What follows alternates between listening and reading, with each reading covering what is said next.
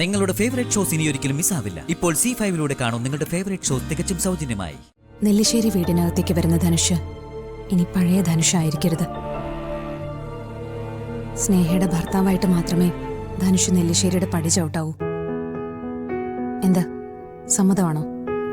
ഞാൻ വാക്ക് തരുന്നു. സ്നേഹയുടെ ഭർത്താവായിട്ട് തന്നെയാ ഞാൻ നെല്ലിശ്ശേരിയിലോട്ട് വരുന്നത്. അച്ഛനെ തീരുമാനിക്കാം, പക്ഷേ അതിന് ഞങ്ങളുടെ സമ്മതം ഉണ്ടാവില്ല.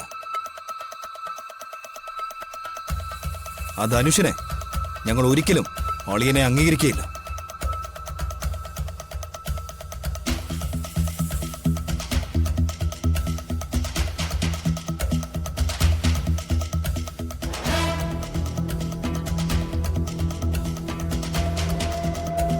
സച്ചേട്ടനും എനിക്കും ഈ തീരുമാനം സമ്മതമാണ് അച്ഛാ.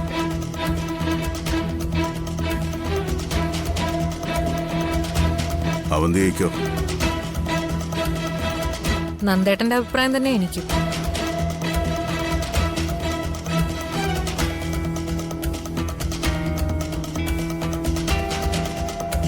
എല്ലാവരും ഇതിനെ എതിർക്കുകയാണല്ലോ മോളെ. എതിർക്കട്ടെ, പക്ഷേ തീരുമാനം അച്ഛൻ്റെതാ. എന്റെ തീരുമാനത്തിൽ നിന്ന് ഞാൻ പിന്നോട്ട് പോവില്ല. എന്തൊക്കെ സംഭവിച്ചാലും അവരെ ഞാൻ നെല്ലിശ്ശേരിയിൽ കയറ്റിയിരിക്കും, ഇന്ന് തന്നെ. മോളെ, എന്താ അച്ഛാ? പോയവരെ വിളിച്ചോണ്ടോ. അമ്മയുടെ സ്ഥാനത്ത് നിന്ന് നീ വേണം അവളെ കൈപിടിച്ച് ഇവിടേക്ക് കയറ്റാൻ. നിനക്ക് മാത്രമേ അതിന് അവകാശമുള്ളൂ. ചെല്ലേ. ചെല്ല.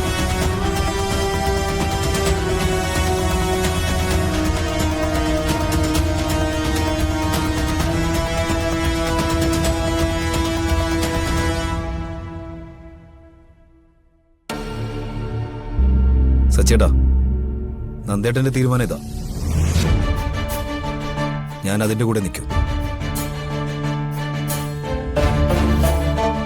എടാ, എനിക്കും ഇതിന് അത്ര താല്പര്യം ഉണ്ടായിട്ടല്ല.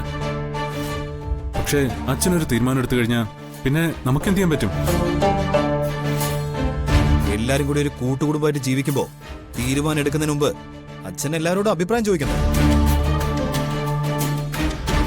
അച്ഛനെ എതിർക്കാൻ എന്തായാലും ഞാനില്ല.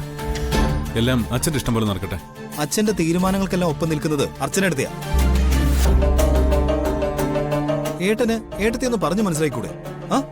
അർച്ചന എന്ത് കാര്യത്തിനും സ്വതന്ത്രമായ അഭിപ്രായം പറയുന്ന ആളാ. ഈ വീടിന്റെ എന്ത് കാര്യത്തിനും അച്ഛൻ അർച്ചനയുടെ അഭിപ്രായം അറിഞ്ഞിട്ടേ എന്ത് തീരുമാനം എടുക്കൂ. അതില് ഞാൻ ഇടപെടാറുമില്ല. എന്നാ പിന്നെ നിലവിളക്കും താലം എടുത്ത് ഏട്ടനും കൂടി അവര് സ്വീകരിക്കാൻ ഇറങ്ങിച്ചല്ലേ. എന്നിട്ട് ചന്ദനവും തൊടിച്ച് മാലയിട്ട് അളിയനെങ്ങ് സ്വീകരിക്കും. ഒരു കാര്യം ഞാൻ പറയാം, നന്ദേട്ട ചടങ്ങിൽ പങ്കെടുക്കില്ല, ഞാനും പങ്കെടുക്കില്ല. സന്ദീപേ, നീ ഇനി ഇതിന്റെ പേരിൽ ഒരു പ്രശ്നം ഉണ്ടാക്കരുത്. ഇഷ്ടമില്ലാത്ത ഒരുത്തന്റെ മുഖത്ത് നോക്കി ചിരിച്ചു കാണിക്കാനും അഭിനയിക്കാനൊന്നും എനിക്കറിഞ്ഞൂടാ. എന്റെ മനസ്സിലുള്ളത് മുഖത്ത് വരും, അതെന്റെ പെരുമാറ്റത്തിലും ഉണ്ടാവും. ഇനി അതൊരു വലിയ പ്രശ്നമായിട്ട് ആർക്കെങ്കിലും തോന്നുന്നുണ്ടെങ്കിൽ ഞാനത് കാര്യമാക്കുന്നില്ല. ആദരിക്കും ഇതേ അഭിപ്രായം തന്നെയാണോ? എടാ, നിന്നെപ്പോലെ തന്നെ അവൾക്കൊരു അഭിപ്രായം കാണുമല്ലോ.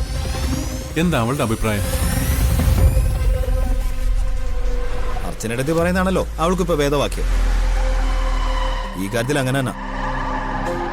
അവരെ ഇവിടേക്ക് തിരിച്ചു കയറ്റുന്നതിനോട് അവൾക്ക് യോജിപ്പാ. ഞാൻ പങ്കെടുക്കുന്നില്ലെങ്കിലും ഈ ചടങ്ങിൽ അവൾ പങ്കെടുക്കുമെന്ന് അവൾ എന്നോട് പറഞ്ഞു. അപ്പോ സ്വന്തം ഭാര്യ പറഞ്ഞു തിരുത്താൻ നിനക്ക് പറ്റുന്നില്ല.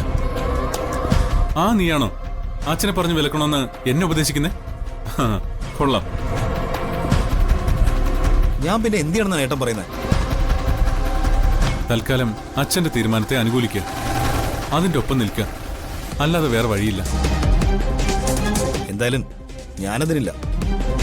പറയാനുള്ളത് ഞാൻ പറയുക തന്നെ ചെയ്യും. ഏട്ടനതിൽ പേടിയുണ്ടാവും, പക്ഷേ എനിക്കതില്ല.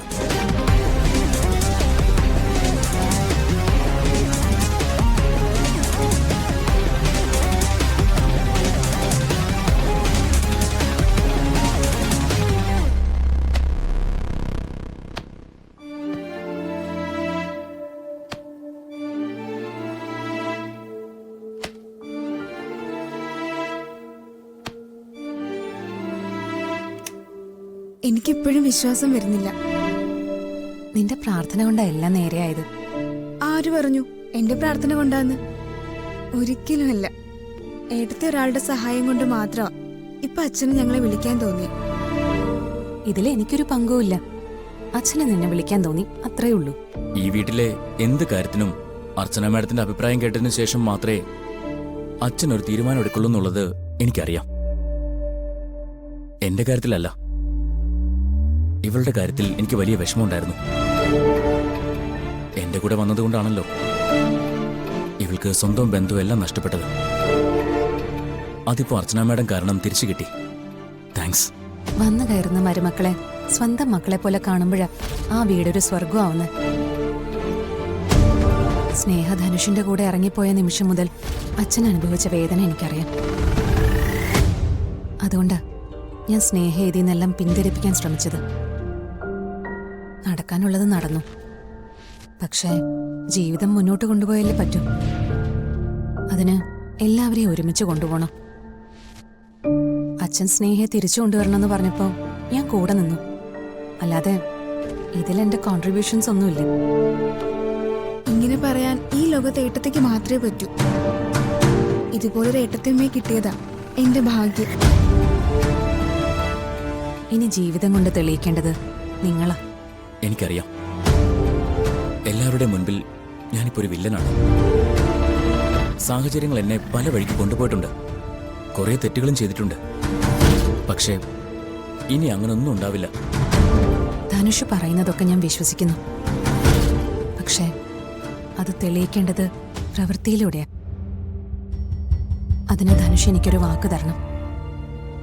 നെല്ലിശ്ശേരി വീടിനകത്തേക്ക് വരുന്ന ധനുഷ് ഇനി പഴയ ധനുഷായിരിക്കരുത്. സ്നേഹയുടെ ഭർത്താവായിട്ട് മാത്രമേ ധനുഷ് നെല്ലിശ്ശേരിയുടെ പടി ചവിട്ടാവൂ. എന്താ, സമ്മതമാണോ? ഞാൻ വാക്ക് തരുന്നു.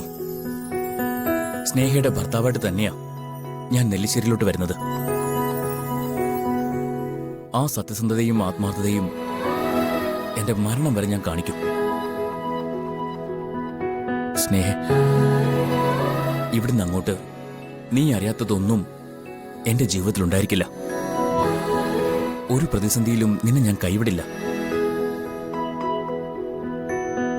സത്യത്തിൽ നീ എന്റെ ജീവിതത്തിലോട്ട് വന്നതുകൊണ്ട് നിനക്കല്ല ഒരു ലൈഫ് കിട്ടിയത്, എനിക്കാ.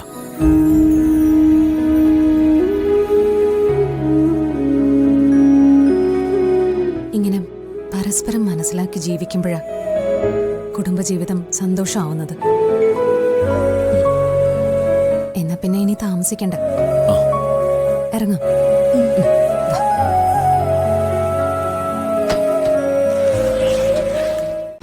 ഡൗൺലോഡ് ചെയ്യൂ C5 ആപ്പ്. കാണൂ എല്ലാ എപ്പിസോഡുകളും സൗജന്യമായി.